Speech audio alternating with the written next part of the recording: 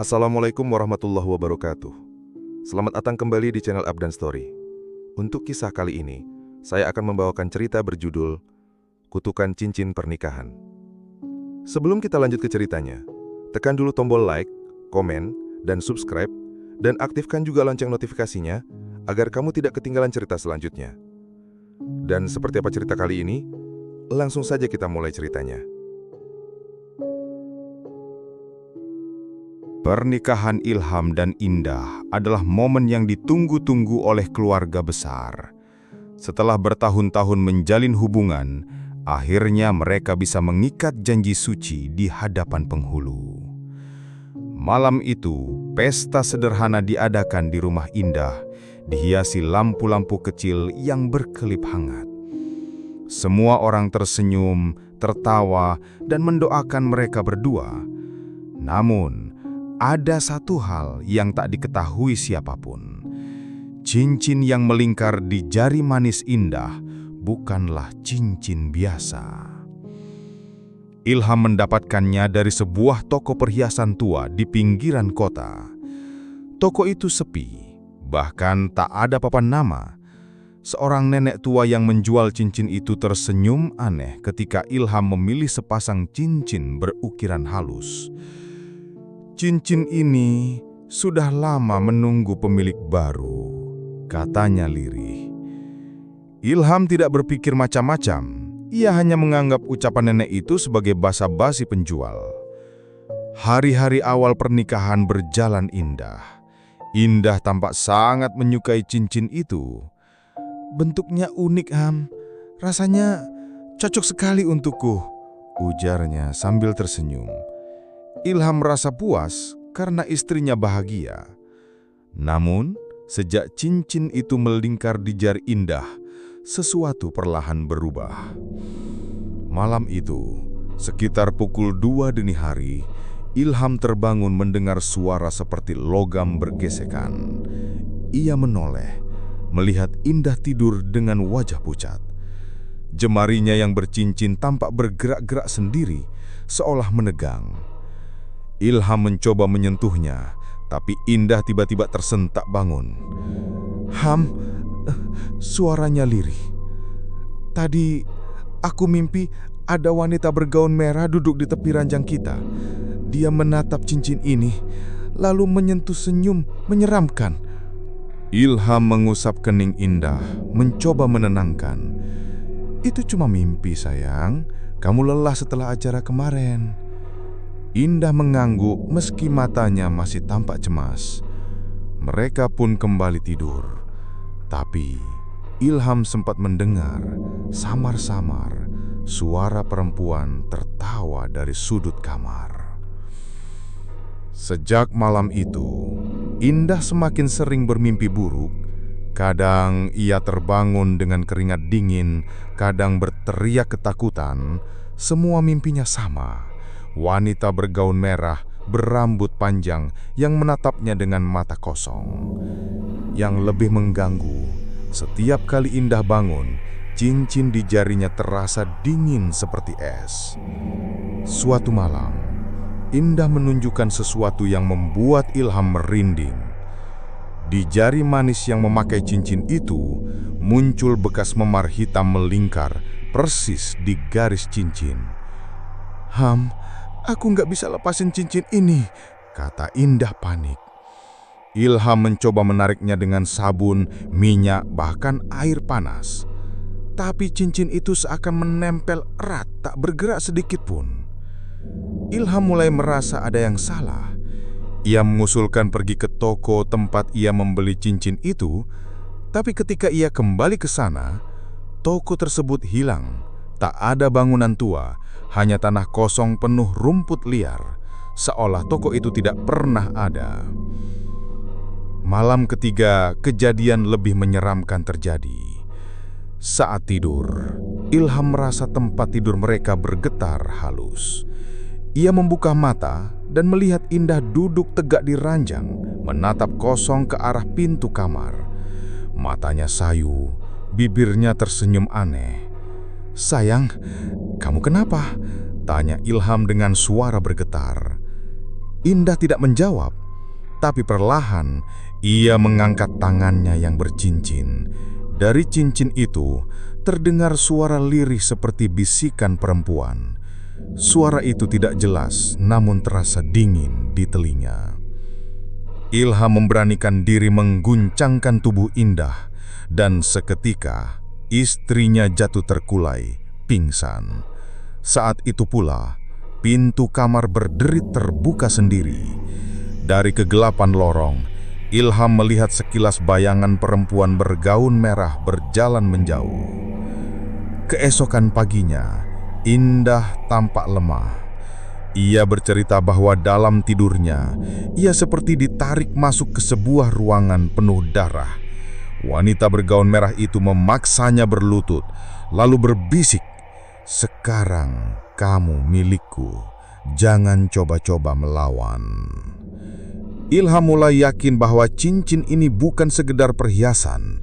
Ada sesuatu yang mengikat Indah dengan sosok misterius itu.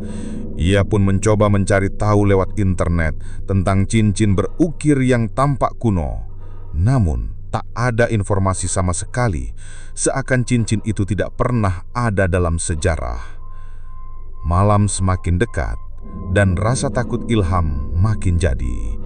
Ia sadar, pernikahannya yang baru berjalan sepekan ini bukan lagi awal dari kebahagiaan. Ada kutukan yang menyertai mereka. Dan setiap malam, kutukan itu semakin kuat. Malam itu, suasana rumah terasa berbeda. Angin berhembus dari celah jendela, padahal sudah tertutup rapat. Indah duduk termenung di kursi ruang tamu, menatap cincin di jarinya.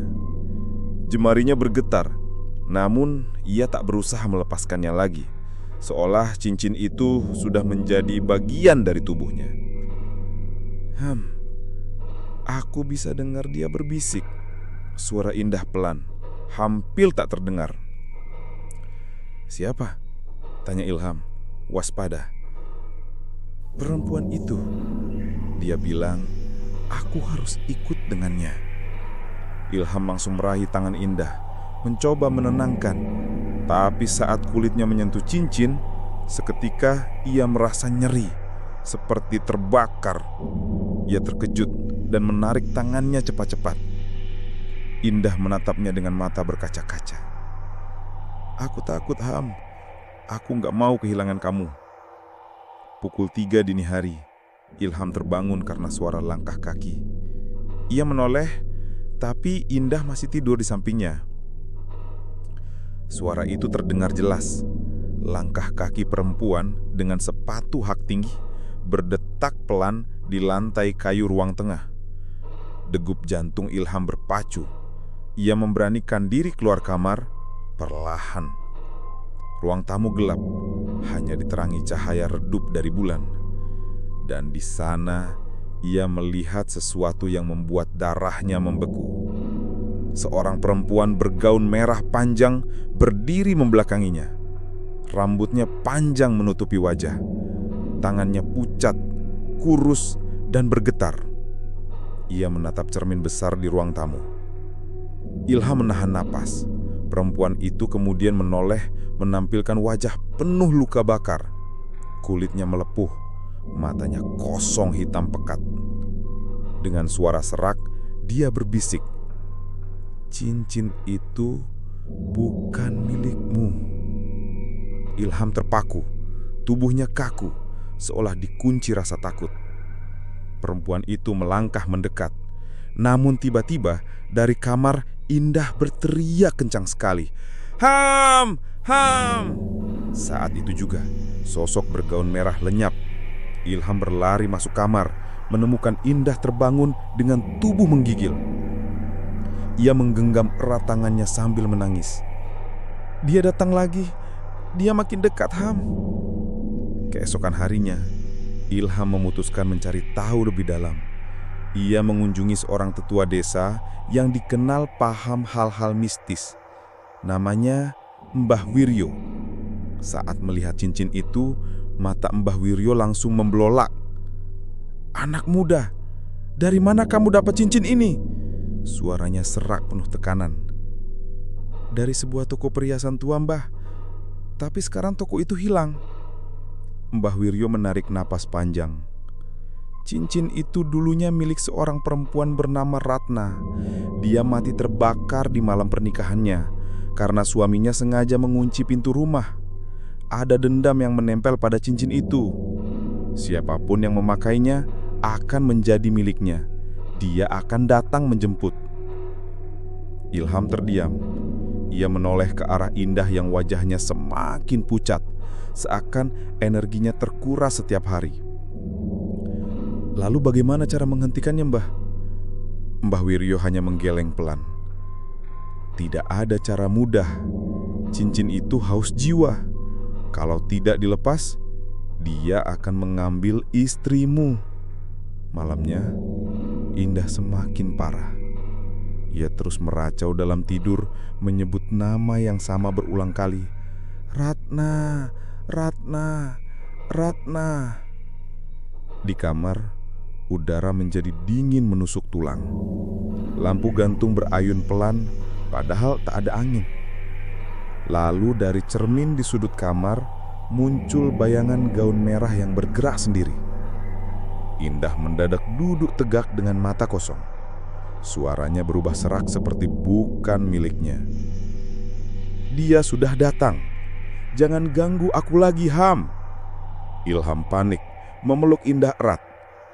Kamu itu istriku. Jangan biarkan dia ambil kamu. Namun tiba-tiba jendela kamar terbuka dengan keras. Angin menerpa dan terdengar suara tawa panjang perempuan. Dari arah pintu, tampak bayangan Ratna melangkah masuk. Kali ini lebih jelas, lebih nyata. Ilham mencoba melawan. Ia meraih tasbih peninggalan ayahnya dan berdoa keras-keras. Sosok Ratna terhenti, menatapnya dengan mata kosong yang penuh kebencian. Kamu berani menantangku? Bisiknya. Cincin di jari Indah berkilau merah darah, dan Indah menjerit kesakitan. Tangannya seakan terbakar dari dalam. Ratna semakin mendekat, menembus cahaya lampu, membuat ruangan bergetar. Ilham hanya bisa memeluk Indah erat sambil menangis. Ia sadar, apapun yang terjadi malam itu adalah awal dari perebutan jiwa istrinya. Dan Ratna tidak akan berhenti sampai ia mendapatkan apa yang ia inginkan. Hari-hari setelah kejadian itu berubah menjadi neraka bagi Ilham. Indah semakin sering linglung, terkadang berbicara dengan suara yang bukan miliknya. Sesekali ia menatap Ilham dengan pandangan kosong, lalu tiba-tiba tersenyum sinis. Pagi itu, saat Ilham menyiapkan sarapan, ia mendengar suara kursi bergeser di ruang makan. Ketika menoleh, ia melihat Indah duduk di kursi dengan posisi kaku, kepala menunduk. Tangannya yang bercincin terangkat perlahan. Ham, suaranya serak, berbeda dari biasanya. Kamu gak bisa selamatin dia, dia milikku. Ilham tercekak. Itu bukan suara Indah, itu suara Ratna. Indah mulai menunjukkan perubahan fisik.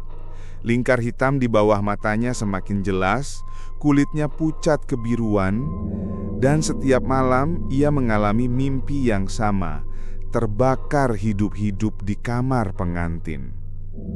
Suatu malam, Ilham menemukan Indah berdiri di depan cermin kamar, mengenakan gaun tidur putih.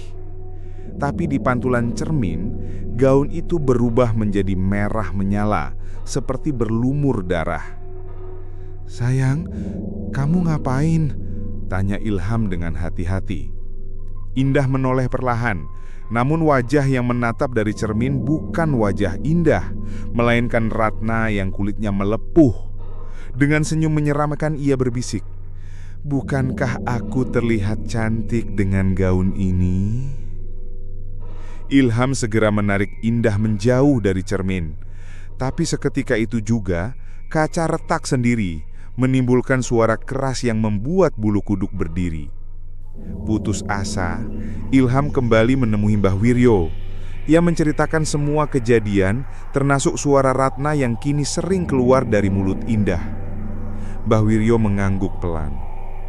Dia sudah setengah masuk ke tubuh istrimu. Jika dibiarkan, Indah akan hilang sepenuhnya.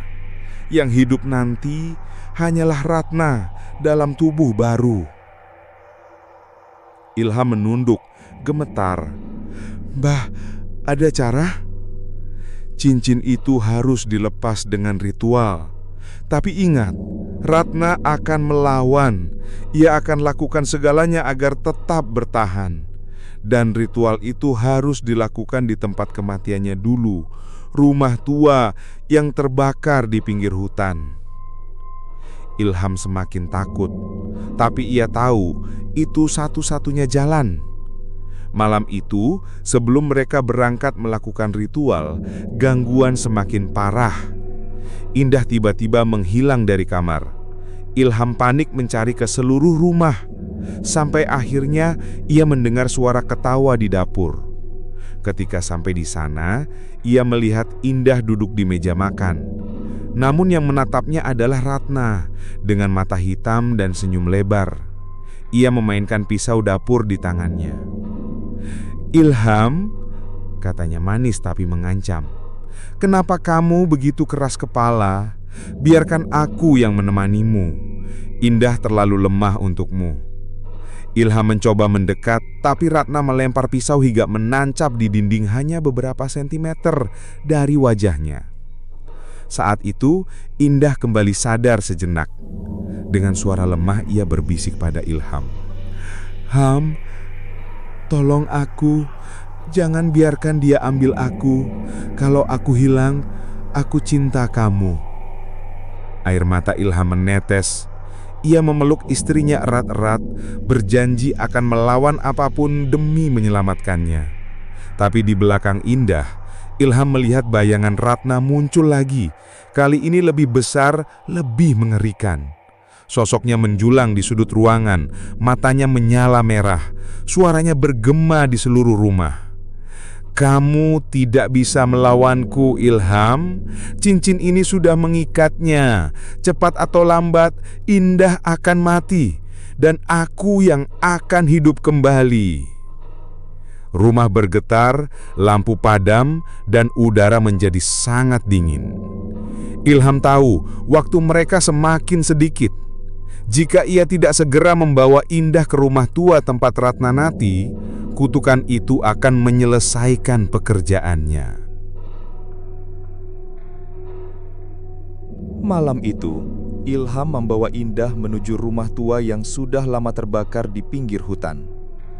Rumah itu penuh arang hitam, dindingnya hangus, sebagian atap sudah runtuh. Udara di sekitarnya pengap, seakan masih menyimpan bau asap dan darah dari masa lalu. Indah yang lemah hanya bisa digendong oleh Ilham. Matanya kadang kosong, kadang kembali sadar. Dari mulutnya keluar bisikan Ratna yang terus mengejek. Kamu pikir bisa mengalahkanku di sini? Di tempat aku mati? Justru disinilah aku paling kuat. Ilham menahan takutnya. Ia ingat pesan Mbah Wiryo. Cincin harus dilepas dengan ritual api dan doa di tempat Ratna menghembuskan nafas terakhir. Mbah Wiryo sudah menunggu di depan rumah, membawa dupa, sesaji, dan kitab doa. Dengan wajah tegas ia berkata, "Kamu harus kuat, Ham.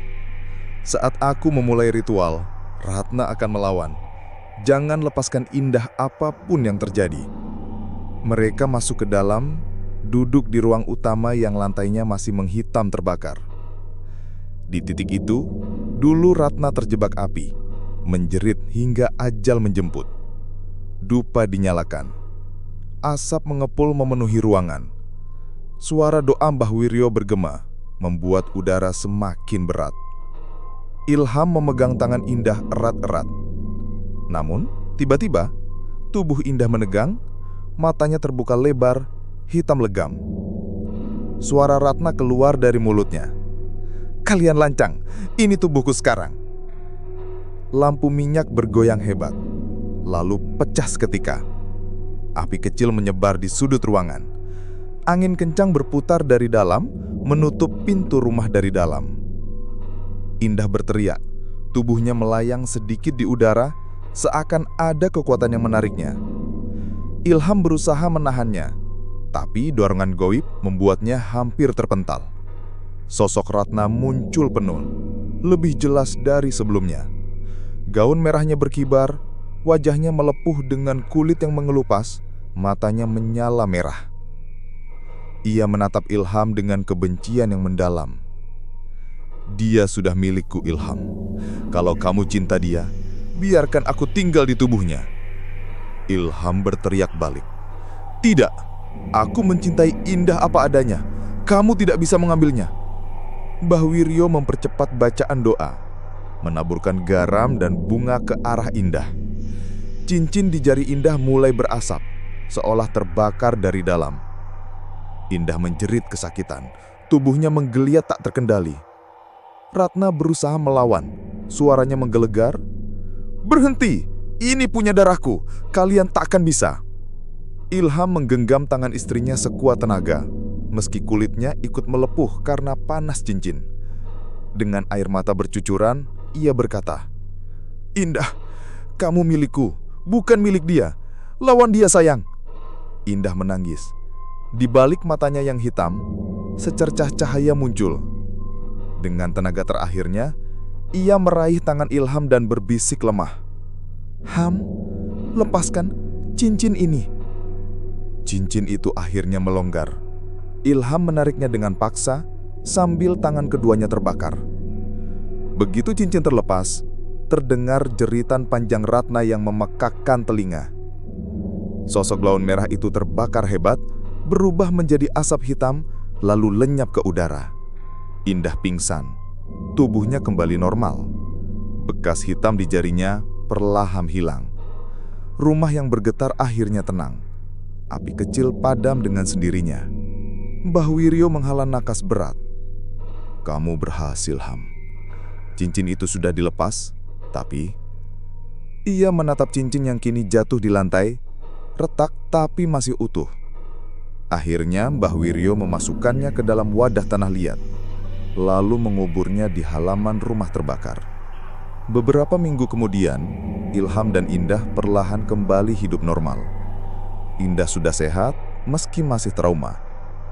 Mereka sepakat untuk melupakan masa kelam itu.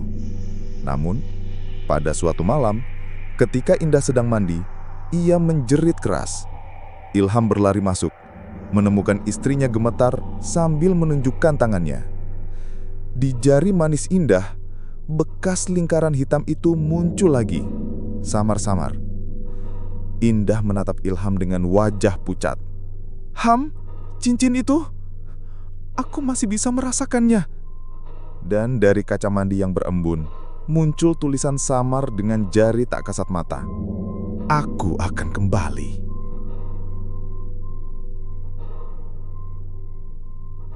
Itulah kisah kutukan cincin pernikahan. Sebuah cerita tentang cinta yang diuji oleh dendam masa lalu. Ilham dan Indah mungkin berhasil melepaskan cincin terkutuk itu. Tapi bayangan Ratna tak pernah benar-benar hilang. Karena terkadang, benda sederhana seperti cincin bisa menyimpan amarah, dendam, dan kutukan yang tak terbayangkan. Dan siapapun yang tanpa sengaja memilikinya akan membawa serta roh yang haus jiwa. Jadi, hati-hatilah saat memilih sesuatu yang akan kau kenakan seumur hidup, karena bisa saja benda itu bukan hanya sekedar perhiasan. Apakah Ratna benar-benar sudah pergi? Atau ia hanya menunggu saat yang tepat untuk kembali? Kalau kalian suka cerita ini, jangan lupa like, share, dan subscribe channel Abdan Story supaya nggak ketinggalan kisah horor mencekam berikutnya. Tulis pendapat kalian di kolom komentar. Apakah menurut kalian Ratna sudah benar-benar lenyap? Atau justru ia masih mengintai di balik kegelapan?